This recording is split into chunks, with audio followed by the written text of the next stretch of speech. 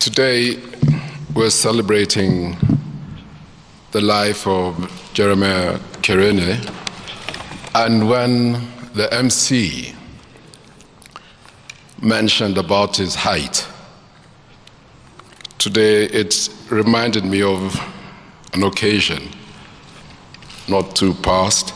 Please forgive me for saying this, where I'd gone to the club and I was looking for Kiereini, and I happened to bump into John Gumi. And I asked him, where is Kiereini? And he told me, you mean ile mutu fupi, round, mulmulwas.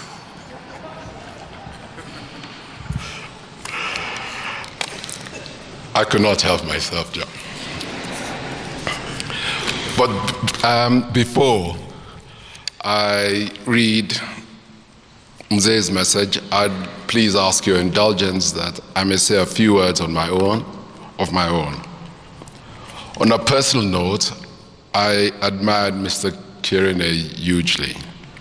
I admired how his Christian conviction was never divorced from his public service.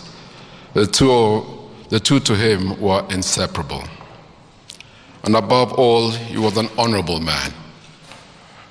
The old and honorable idea of vocation is simply that we each are called by God, or by our gifts, or by our preference, to a kind of good work for which we are particularly fitted.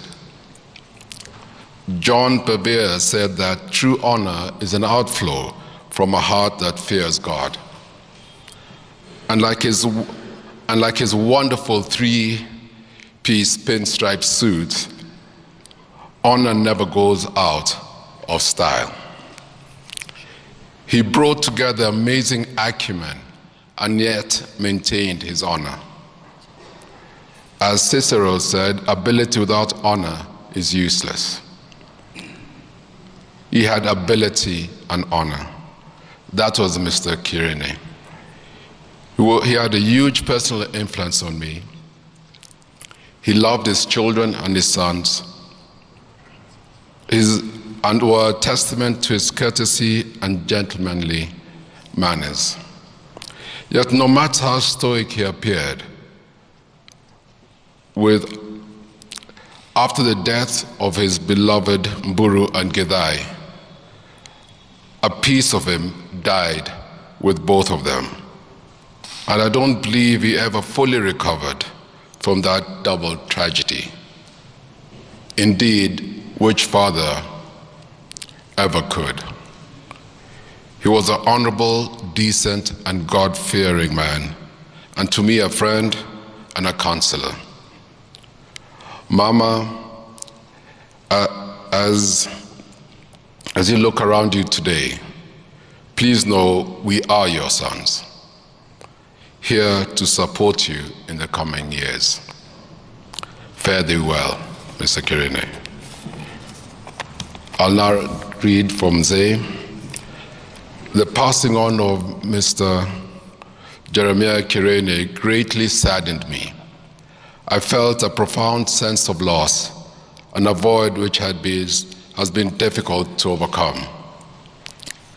I have had the honor and privilege of knowing Jerry for nearly 50 years. The confidant of two presidents, the epitome of public service, a reformer, a sage counselor to many, and a visionary businessman. People show their love for their country in different ways. His was the noble pursuit of public service. A true gentleman of the old school, whose slight frame belied the weighty matters of state his shoulders bore for more than 30 years of public service. He recognized that public service in those days was both an obligation and also a privilege. His was 30 years of not only doing a job efficiently and honestly, but of complete dedication to the people and nation of Kenya. Kenya's early success as an independent country was founded on public servants molded in the form of Jerry. He helped make the people of Kenya's lives better. He had that rare quality of being able to exercise power with wisdom. He was honest, sincere, and loyal, and had the key quality, character. He shunned vanity and exhibitionism, and he was that great of public servants who knew what it meant to sign off their letters as your very obedient servant. He was a stickler for substance, a true public servant devoted to the service of Kenya, and who kept the Kenyan ship on a steady keel through some of Kenya's most turbulent times.